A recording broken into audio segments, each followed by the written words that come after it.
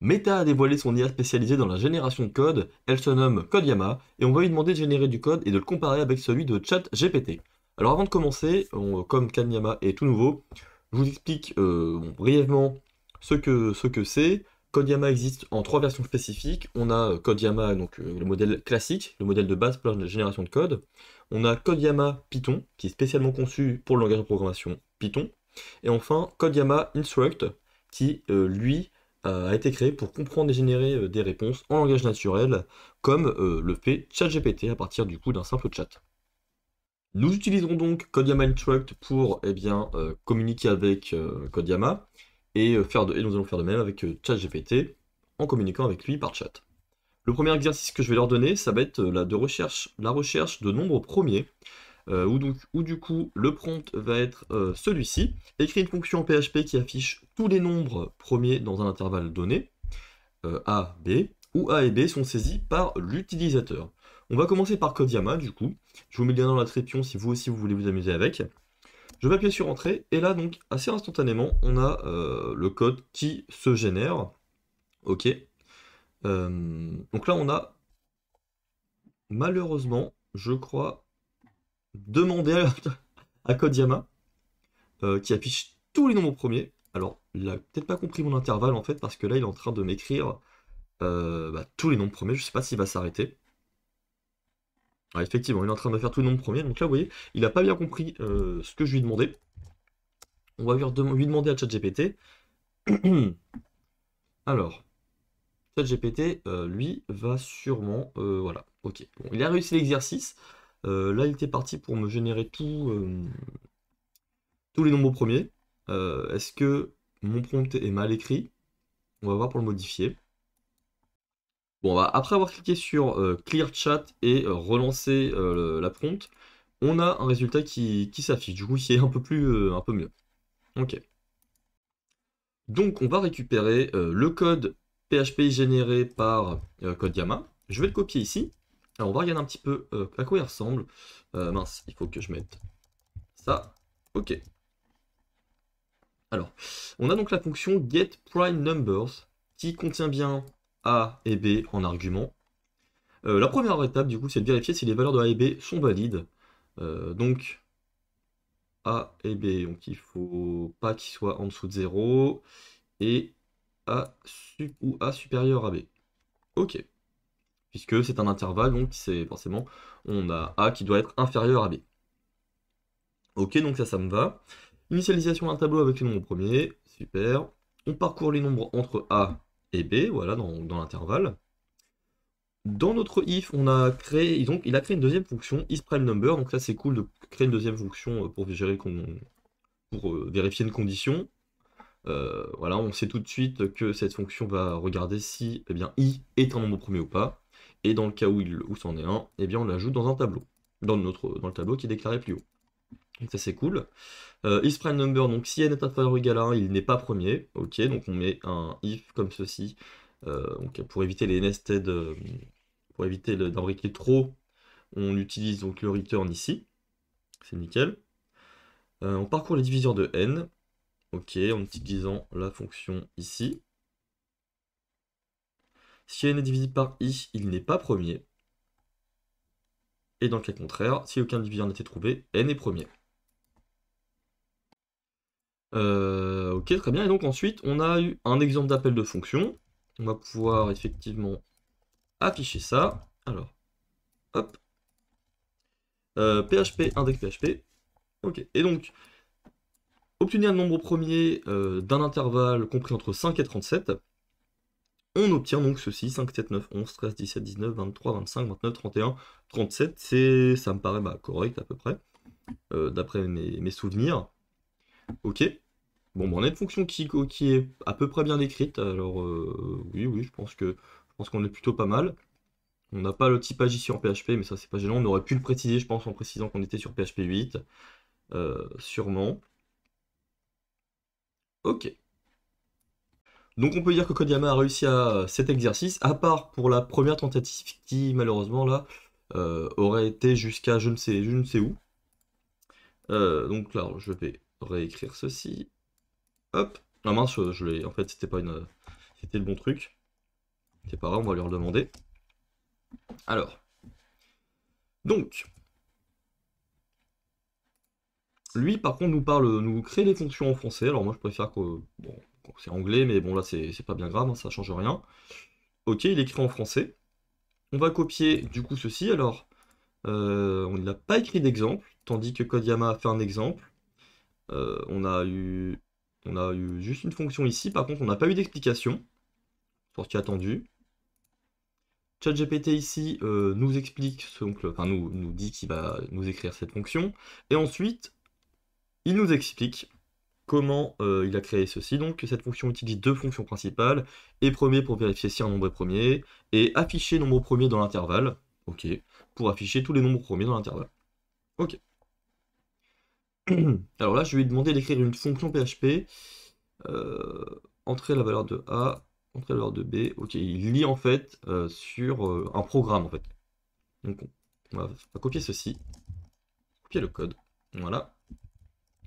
Et donc, là du coup pour lancer mon programme en fait, il faut faire ceci, et voilà, on a du coup le readline qui s'exécute. Voilà comment on a fait ChatGPT. On va regarder un peu le code. Et premier, donc il redonne false, ok. Afficher nombre premier dans l'intervalle. D'accord. Donc là, par contre, on voit qu'on n'a pas... Ah si. On a ici la valeur de A doit être inférieure ou égale à la valeur de B, d'accord. Par contre, si on met moins 6, moins 2, ok. Là, ça marche pas terrible. Enfin, on n'a pas de vérification, du coup. Mince. 6, 12. 6, 12. D'accord. 7, 11. Par contre,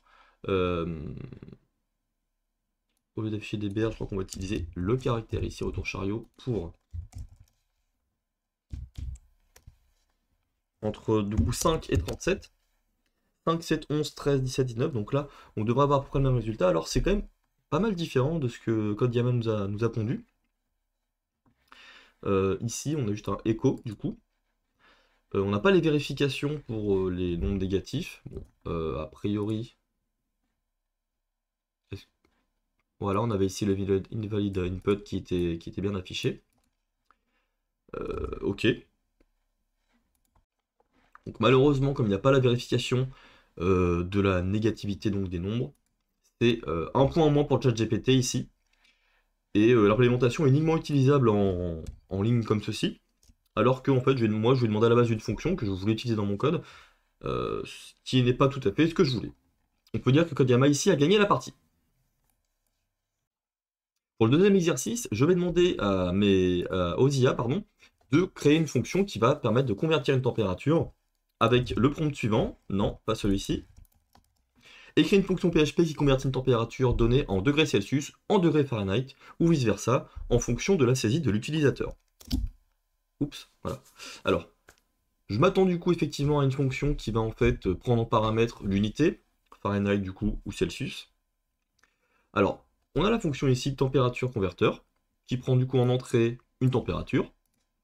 Si jamais l'unité est Fahrenheit, on a du coup un return ici, de la température en Fahrenheit, sinon en Celsius. On a une exception si jamais l'unité n'existe pas. Alors, on aurait préféré sûrement ici un switch case, mais bon, ce n'est pas grave. On va copier ce code et on va l'exécuter. Température. Ouais, donc là, oui, on n'a pas eu d'exemple de code dans celui-ci.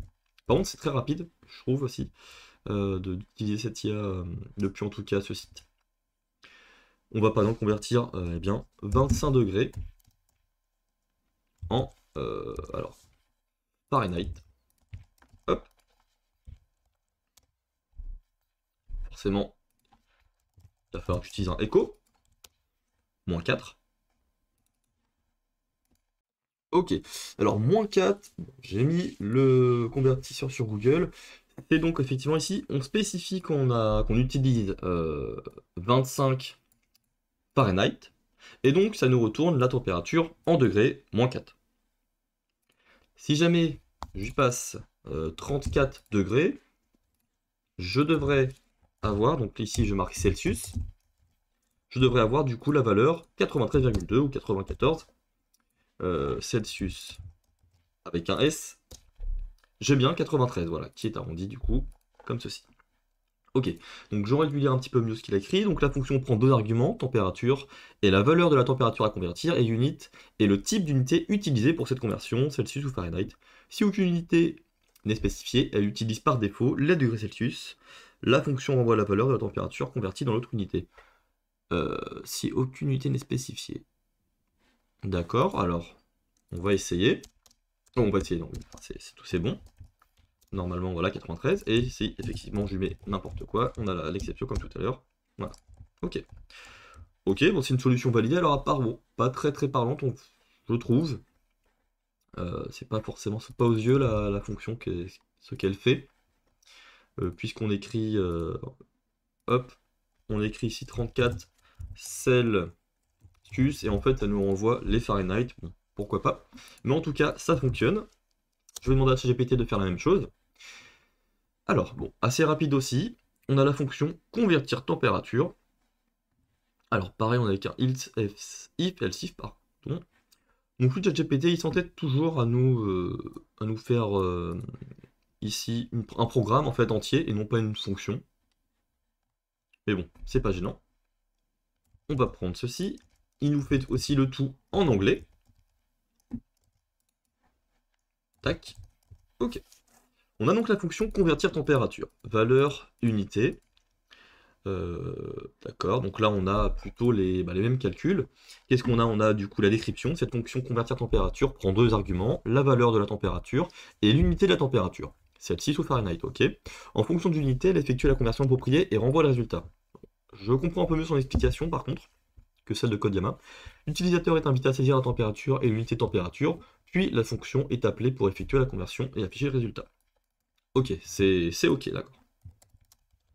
Donc là, entrée de température, donc si on fait la même chose, donc on va écrire 34, entrée de l'unité de température Celsius ou Fahrenheit, 34 degrés Celsius, 93,2 degrés Fahrenheit, d'accord. Sympa, donc ça crée un programme entier, c'est plutôt sympa. On a la même chose avec un if, else if. Par contre ici on n'a pas d'exception de générer, mais du coup, donc 25, hop, si on met T, on a du coup eh bien une chaîne de caractères qui est renvoyée à la place. Très bien. Bon, les deux programmes ont réussi à générer ce que je voulais. J'ai trouvé que ChatGPT a un peu mieux expliqué sa fonction, donc je donne le point à ChatGPT. Je vais désormais demander à Codeyama ChatGPT de m'écrire une fonction qui va rechercher un élément dans un tableau. Alors, hop, écrit une fonction PHP qui recherche un élément donné dans un tableau et retourne son index s'il est présent. Sinon, retourne -1. Donc là, on a détaillé quand même pas mal l'algorithme qui devrait être créé. Je demande ça tout de suite à Codeyama. Ok, là c'est carré, on a du coup la fonction qui a été développée et générée, et l'exemple d'utilisation, sans vraiment d'explication. Ok. Fonction search array, très bien. On va aller dans VS Code, et on va copier ceci. Donc ça s'utilise, alors par exemple, on va utiliser ceci. On a du coup un tableau de fruits qui contient banana, orange, apple. On cherche orange. Affiche 1, l'index de l'élément orange dans le tableau. D'accord, 0, 1 ou 2, ok. Pire, affiche -1, d'accord. PHP, index.php, 1, -1, c'est tout bon. Imaginons du coup que je rajoute un fruit.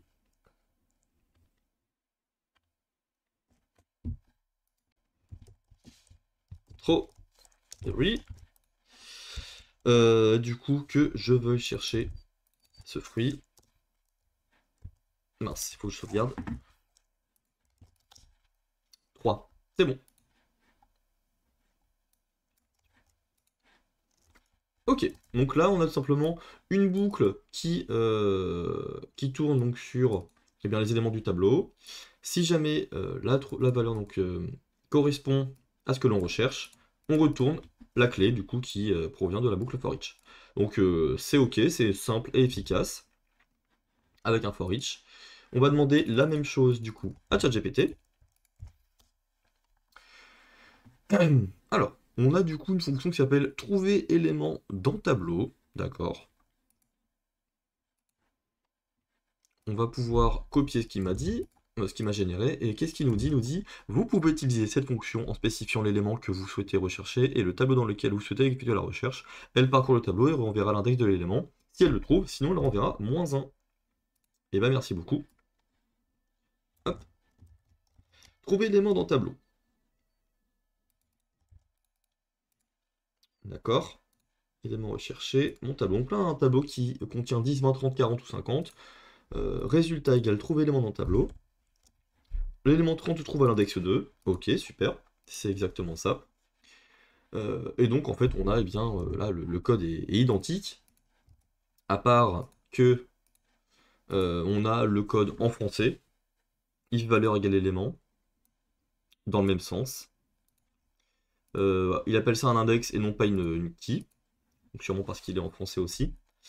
On a un exemple d'utilisation du coup qui est donné là, directement à la suite du code, avec par contre des jolies phrases pour l'affichage du coup des résultats. Ok, bon bah là, on peut dire qu'ils ont tous les deux gagné, hein, ils m'ont développé ce que je voulais, tout à fait ce que je voulais, pour retrouver un élément dans un tableau. On va procéder au 4e exercice, et ce sera le dernier, c'est une recherche de sous-chaîne. Alors, je vais vous expliquer ce que j'attends. Je vais demander du coup à CodeGamma d'écrire une fonction PHP qui recherche une sous-chaîne donnée dans une chaîne de caractères et qui affiche toutes les occurrences de cette sous-chaîne. Donc par exemple dans Hello World, bon c'est pas compliqué, mais si je recherche Hello, il devrait me renvoyer 1, c'est-à-dire le nombre d'occurrences de Hello dans cette chaîne de caractères. Bon, on devrait avoir des exemples du coup. Alors, ok, bah on a l'exemple Hello World tout simplement, à croire qu'il m'a entendu. Voici une fonction PHP qui recherche une sous-chaîne donnée dans une chaîne de caractères et affiche toutes les occurrences de cette chaîne. Donc pareil, on n'a pas d'explication de comment ça a été développé, enfin en tout cas une explication à la fin, en français, mais par contre on a des explications, on a des commentaires sur chaque if ou sur la boucle, etc. Donc ça c'est plutôt pas mal, surtout quand ça vient d'une IA. Et qu'on ne connaît pas exactement comment il a procédé à la génération de code. Je regarde donc ce qui se passe, on crée un tableau vide qui va récupérer donc toutes les occurrences, ça d'accord. On va du coup boucler sur tous les caractères de la phrase. Et donc, si jamais le premier caractère match, si jamais le caractère courant match le premier caractère de ce que l'on recherche, on va du coup récupérer le reste de la chaîne de caractères et la suite en fait du mot, en gros en cours. Et si jamais eh bien, le mot entier correspond, ça veut donc dire que c'est une occurrence de ce mot. Ok. Pourquoi pas, on va tester ça. Echo. Alors, $occurrences égale. Qu'est-ce qu'on a? Search string, d'accord. Alors on va créer une phrase d'exemple. On va écrire Hello World, quelque chose. Après voilà, on va on va chercher World plusieurs fois en fait. Test World. Ok. On va chercher du coup World. Et on va faire un joli print R de occurrences.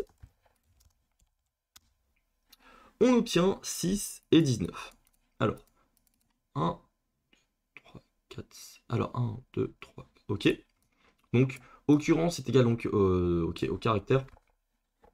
Alors on obtient 2 occurrences, pourquoi? Parce qu'on a uniquement 2 fois le mot world avec une majuscule. Ce qu'il faudrait faire donc pour rajouter dans le code, eh bien, ou alors un booléen qui nous dit de ne pas checker ou pas la casse. Mais si jamais je mets un W ici, voilà, donc vous voyez, on obtient du coup eh bien, les index différents de ces 2 mots-là. Mais en tout cas, ça a l'air de bien fonctionner, à part que c'est sensible à la casse. On va demander la même chose à ChatGPT.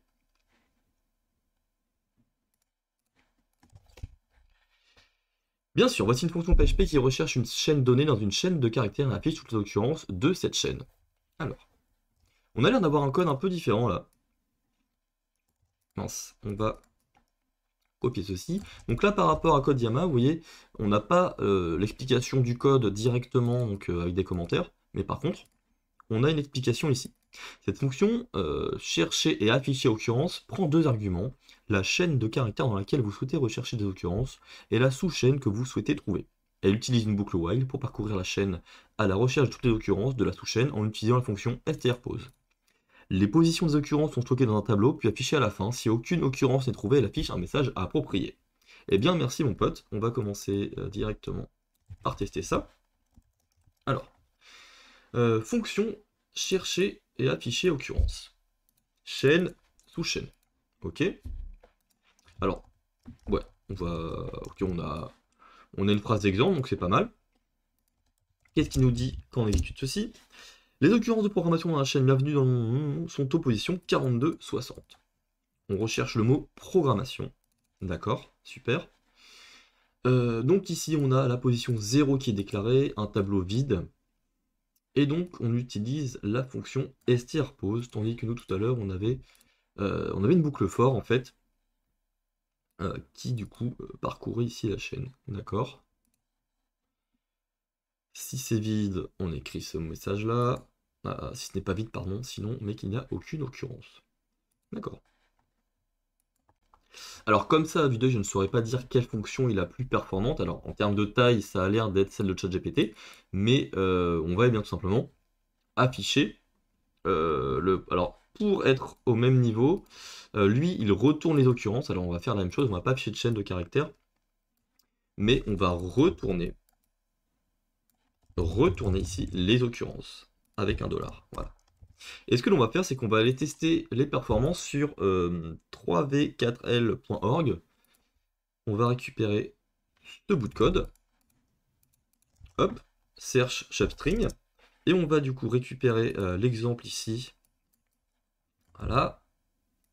Que l'on va coller là. On va appeler cette fonction search substring de chaîne et sous-chaîne comme ceci. Donc, en exécutant la fonction eval, je vais avoir accès à VLD. Ok, donc là on va voir ce que ça donne. On a aussi accès aux performances. Ensuite, je vais récupérer le code de ChatGPT. Bah, je vais tout simplement tout récupérer ici. Hop, voilà. Du coup, dans mon deuxième onglet, je clique sur eval. Je vais aller dans performance. Alors, qu'est-ce qu'on obtient si on regarde ici? Alors, selon les versions de PHP, ici on a quelques petites différences. On a l'air d'avoir effectivement moins de mémoire utilisée par la version de ChatGPT, hein. Ça se joue à pas grand chose, mais on monte quand même à 1796 ici, tandis qu'on est à 1749 sur ChatGPT.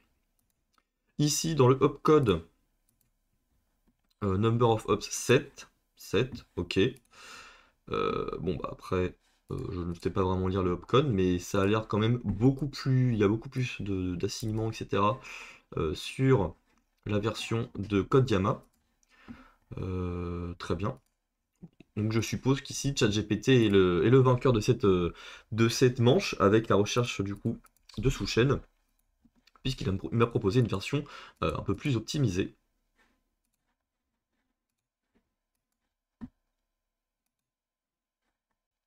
Mais par contre, elle a l'air d'être un petit peu moins rapide.